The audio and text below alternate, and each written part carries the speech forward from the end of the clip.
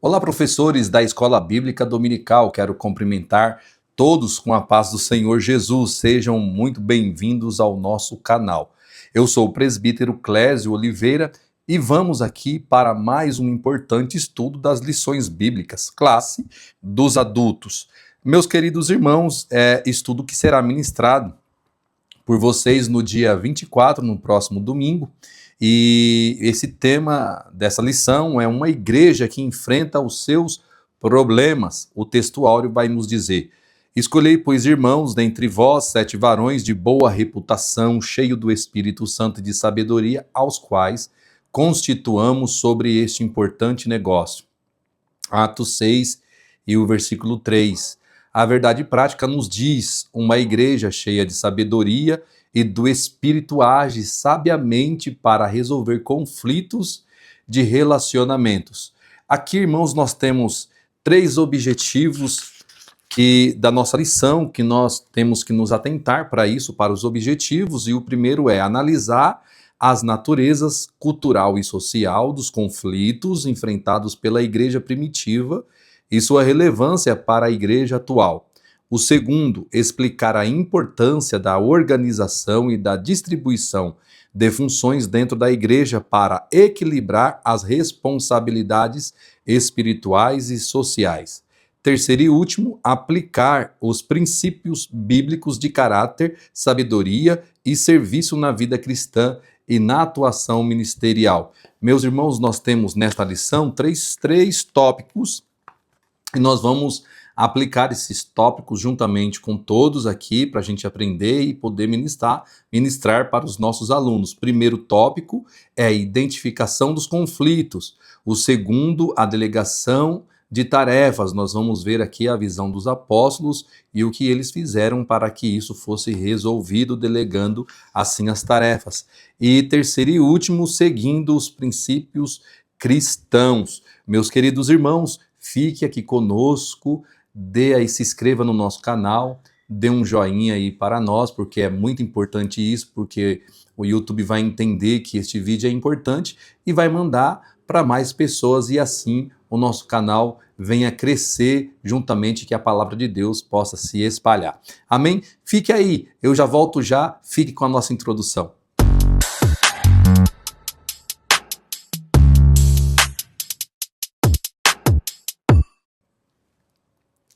Meus queridos irmãos, nós vamos ver aqui que aqui no primeiro tópico nós temos 3 subtópicos: conflito de natureza cultural, conflito de natureza social. Qual é a prioridade? Então, começando aqui pelo conflito de natureza cultural. Na igreja, irmãos, em Jerusalém havia judeus helenistas, o de língua grega, vindos lá das diáspora, né? Importante lembrar os irmãos sobre o grande império de Alexandre o Grande, que disseminou a cultura grega, não somente a língua, mas também todo o modo de viver, de pensar e até mesmo se expressar. E também os hebreus, que eram judeus, que eram locais de língua hebraica e aramaica. Essa diferença, irmãos, de relacionamento gerou barreiras significativas. A palavra aqui, irmãos, mostra que em Cristo Jesus não temos divisões, não devem existir.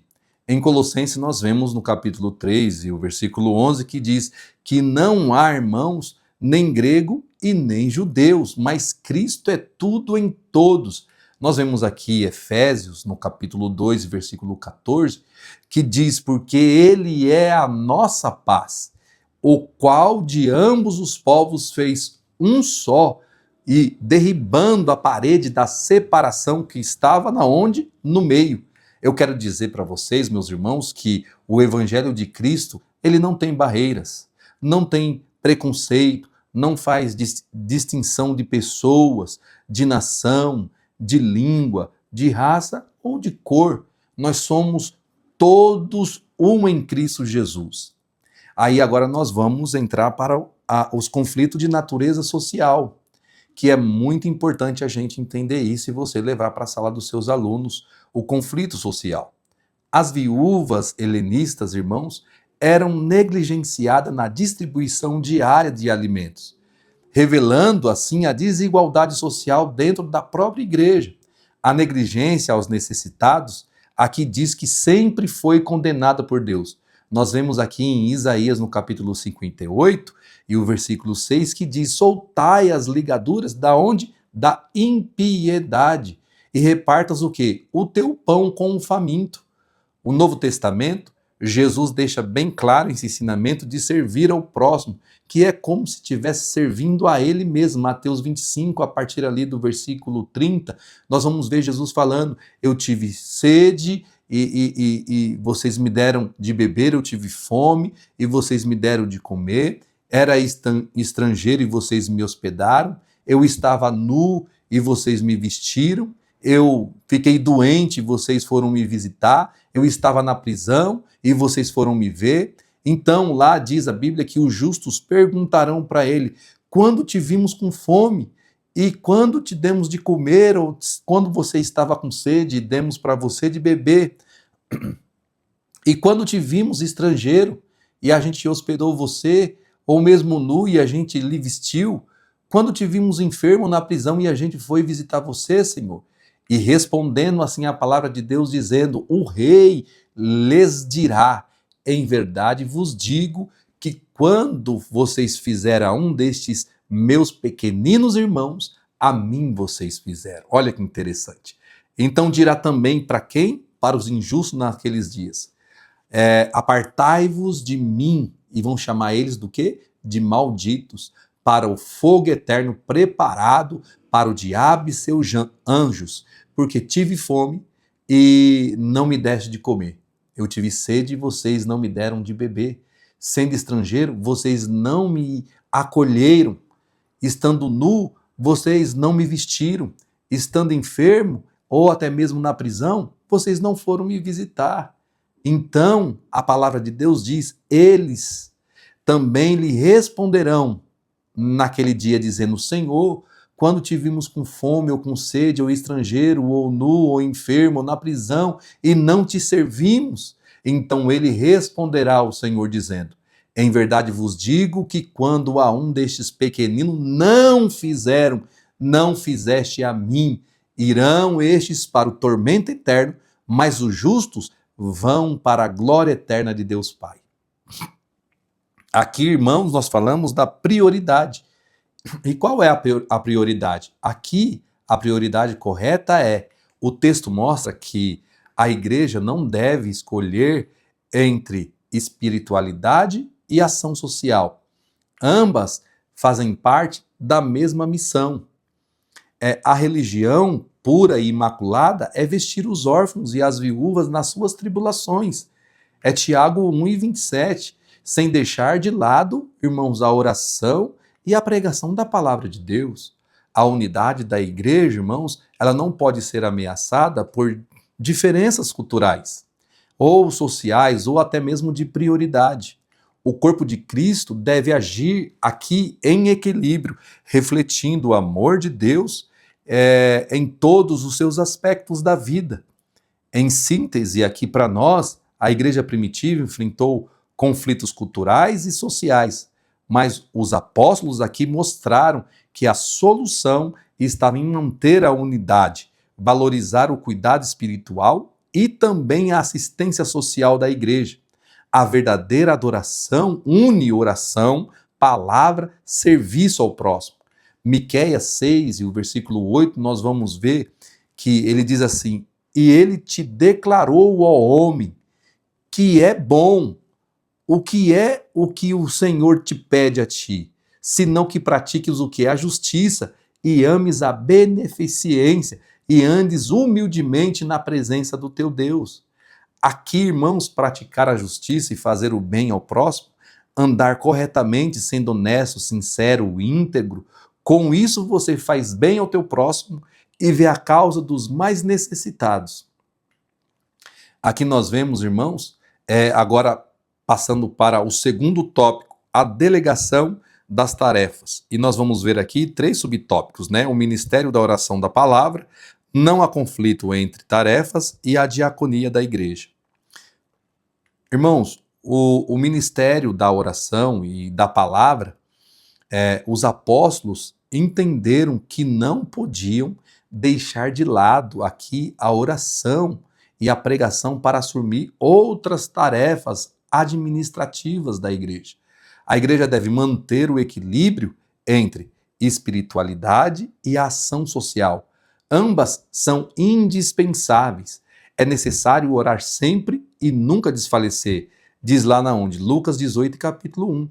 O apóstolo Paulo fala algo interessante para nós. Ele diz: ai de mim se não pregar o evangelho. Isso daí está registrado lá em 1 Coríntios, no capítulo 9, e o versículo 15 ou 16, ele dizendo: ai de mim se não pregar o evangelho. E lá você lendo, ele tem o evangelho como obrigação. Então, irmãos, não há aqui conflito entre as tarefas.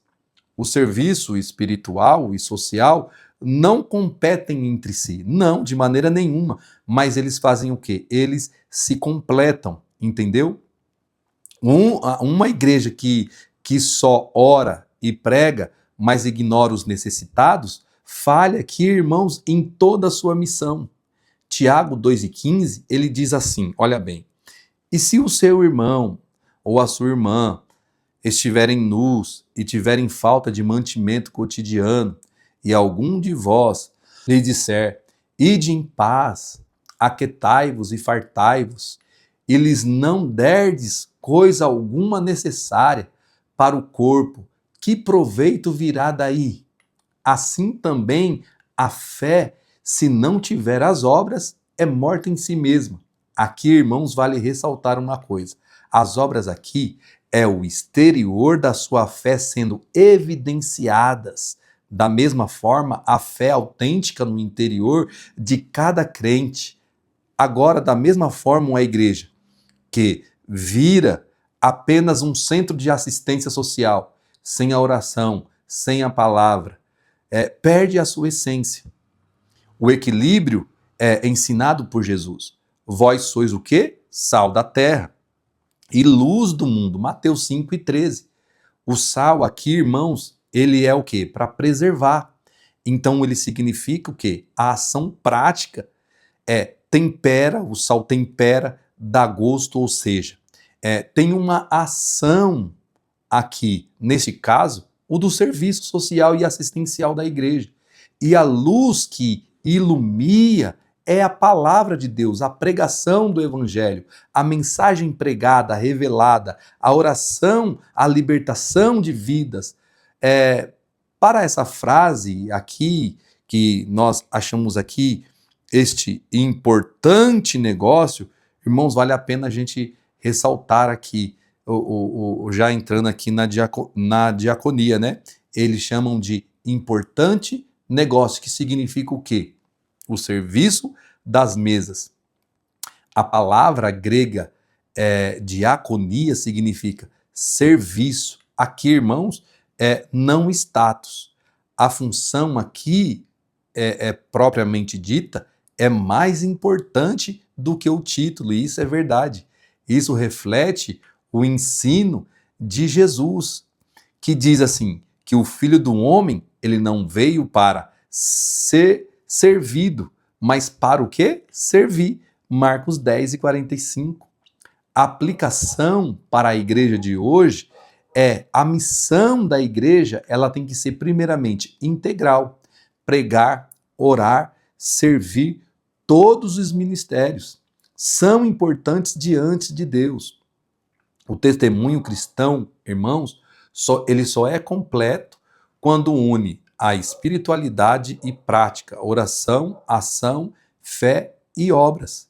Em síntese aqui para nós, vemos a delegação de tarefa, que em Atos dos Apóstolos ensina que a igreja cresce quando há equilíbrio entre oração, palavra e serviço social. Diaconia não é, irmãos, aqui uma posição de status, mas de humildade, refletindo aqui o propósito e o próprio Cristo que serviu e entregou a sua vida por nós. Em Filipenses, no capítulo 2, versículo 5, ele diz assim, que de sorte que haja em vós o mesmo sentimento que houve também em Cristo Jesus, que sendo em forma de Deus, ele não teve por usurpação ser igual a Deus, mas antes ele aniquilou-se a si mesmo, tomando forma de servo, olha aqui, de servo, e achando-se na forma de homem, humilhou-se a si mesmo, sendo obediente até a morte e morte de cruz. Amém? Seguindo aqui, irmãos, já para o final, no terceiro subtópico aqui, no terceiro tópico, melhor dizendo, para os irmãos, nós vamos ver, seguindo aqui os princípios cristãos. É importante os irmãos frisarem aqui os três subtópicos, o privilegiando o caráter e exercitando os dons. Mostrando aqui para os irmãos que nesse aqui, na verdade, só temos dois subtópicos, né? Então aqui, irmãos, privilegiando o caráter, que significa o quê? A boa reputação. Os apóstolos, irmãos, eles instituíram aqui homens que eles chamaram aqui três, né? Na verdade, são três aspectos: de boa reputação, cheio do Espírito Santo e do quê? E de sabedoria. Olha só, para o diácono ser chamado por Deus para servir a Deus como um diácono, ele precisa ser bíblico, ser de boa reputação, ser cheio do Espírito Santo e de sabedoria, né? Que importante para nós aqui. Ele precisa ser cheio do Espírito Santo, de sabedoria. Aqui esses requisitos, irmãos, são muito importantes. O obreiro precisa primeiro ter reputação. Boa reputação, que significa aqui o martírio, que é o quê? O testemunho, né? O que significa a reputação, que fala da vida pública, do testemunho diante da comunidade, não apenas o que a pessoa aparenta, mas aquilo que os outros eles vão afirmar sobre a sua conduta. O ministério, irmãos, não pode ser desacreditado por uma vida incoerente. Um líder sem um bom testemunho, sem uma boa reputação, ele compromete, irmãos, a igreja, a obra do Senhor e escandaliza a fé. Mas a Bíblia nos diz, mais digno, irmãos, é ser escolhido o bom nome do que as muitas riquezas. Isso daí nós vemos lá em Provérbios, no capítulo 22, que é importante Provérbios, né? O apóstolo Paulo, em suas cartas, irmãos, muitas das vezes os irmãos vão ver ele citando: eu, Paulo, apóstolo de Cristo. Então, o nome, o caráter dele vem antes daquilo que ele é, daquilo que ele foi designado, da sua função, do seu ministério, porque reputação é muito importante. Outro versículo também que diz: convém também que tenha bom testemunho dos que são de fora. A primeira carta de Timóteo, no capítulo 3. E diz também lá: portai-vos de modo honesto entre todos os gentios. Pedro fala isso em sua carta no capítulo 2. Timóteo, irmão, no capítulo 3 e versículo 7, diz: convém também que tenha bom testemunho dos que estão de fora. Ter reputação, irmão, não significa fama, mas coerência entre vida e fé. Ser íntegro no lar, no seu trabalho, na igreja, com as pessoas. Aqui, ser cheio do Espírito Santo de Deus não significa, não basta ser moralmente correto. É necessário também, irmãos, ser cheio do Espírito Santo, ter a plenitude do Espírito Santo na sua vida. O Espírito Santo, irmãos, ele nos dá poder, discernimento, o amor para servir com humildade os nossos irmãos e na comunhão deles. Importante você frisar para os seus alunos que sem o Espírito Santo, o serviço torna-se apenas social ou mecânico, né?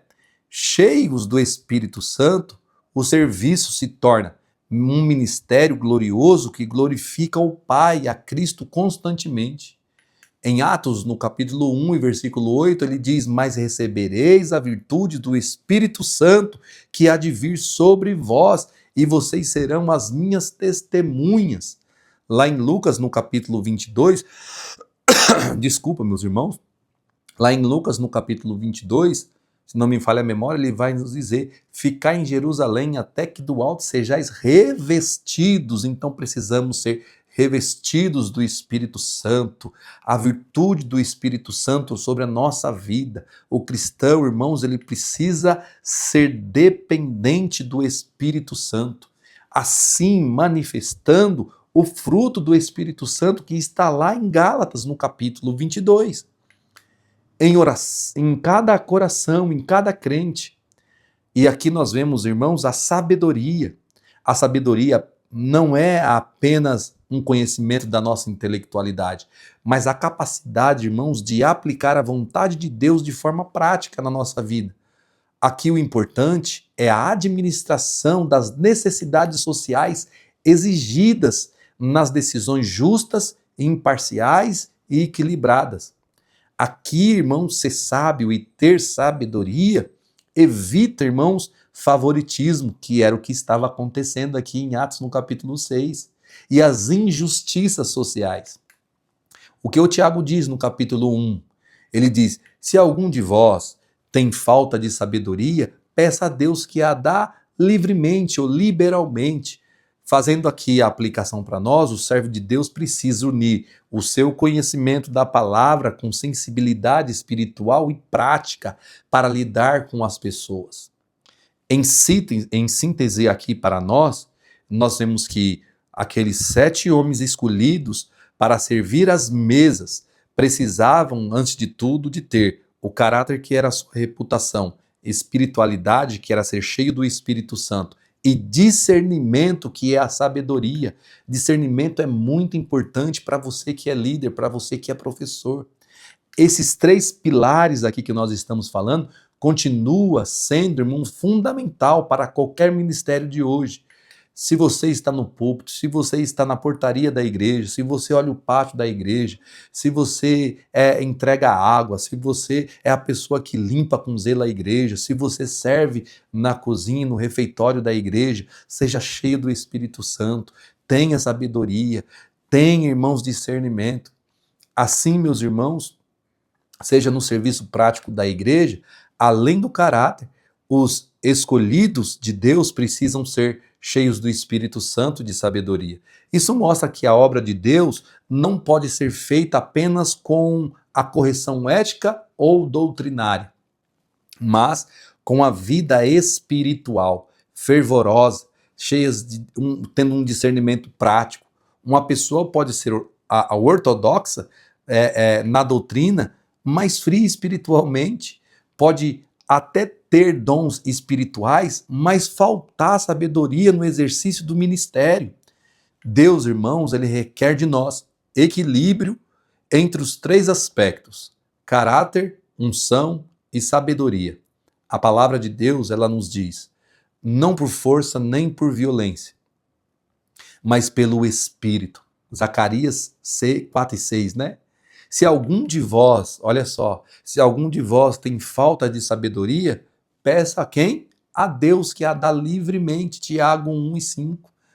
Nós também temos lá que a letra mata, mas o Espírito faz o quê? Vivifica. Se você estiver somente na letra, você espiritualmente está enfraquecendo. Então tem que haver um equilíbrio constante entre a sabedoria, o serviço na igreja, a oração, ser cheio do Espírito Santo e também, irmãos, ter conhecimento pela palavra de Deus. Nós vemos isso daí lá na 2ª carta do apóstolo Paulo aos Coríntios, no capítulo 3 e o versículo 6. Dá uma olhadinha lá. A sabedoria, irmãos, diz a palavra de Deus, que vem da onde? Do alto, é pura, pacífica e moderada. Tiago 3:17, né? Em síntese aqui para a gente finalizar, o modelo aqui de Atos dos Apóstolos no capítulo 6 e 3 revela que o verdadeiro ministério cristão deve ser sustentado por caráter íntegro, testemunho aprovado diante de Deus e dos homens, a plenitude do Espírito Santo, na dependência do poder de Deus para servir, a sabedoria na prática, tendo discernimento para agir com justiça e equilíbrio. Assim, eu quero finalizar. O ideal de Deus é que o cristão, irmãos, viva corretamente, com caráter, espiritualmente cheio do Espírito Santo e sabiamente, irmãos, refletindo a glória de Cristo no serviço e na diaconia. E agora eu me despeço aqui de vocês e aproveito para pedir o seu apoio, compartilhando este vídeo e se inscrevendo no nosso canal. Faça isso para que o servo de Deus aqui, o servo do Senhor, assim sempre possa levar a palavra de Deus para todos vocês. Que Deus abençoe e até a próxima lição. Fiquem com Deus.